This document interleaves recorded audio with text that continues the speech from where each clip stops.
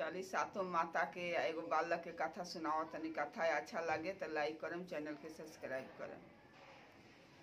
एक दिन सातों माता के रथ चल जात रहे, घोड़ा पर सवार होके सातों माता माने जात रहे लो। तो एगो छोटा चुकी बालक रहे, तो घोड़वा के देख के ओकर रस्सी माने बहुत बड़का रहे। तो घोड़वा के रस्सिया माने लइकवा ध लेलक आ कहे लगलक कि सातों माता हमरा घरे चली। तो सातों माता कहलक लो, ए बालक तहरा घरे हम चलेम तो के हमनी के आदर करी, के हमनी के माने हमरा घोड़ा के घास खियाई, अच्छा के हमनी के माने पूजा पाठ करी। तो लइकवा रोवत रहे, कहत रहे कि माने हमार माँ बारी, अम्मा बारी, चाची बारी, माने हमार रौरा के सेवा करिलो, गोड़ धोइलो, पूजा करिलो, भोग लगाइलो।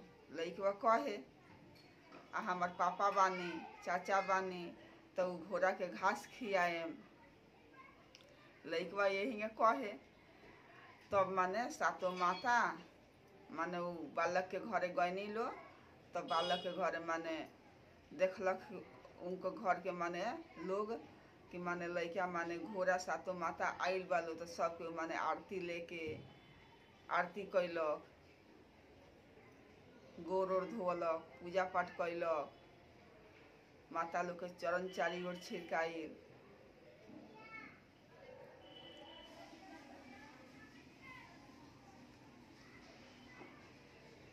यही कथा समाप्त। कथा अच्छा लगे तो लाइक करम, चैनल के सब्सक्राइब करम।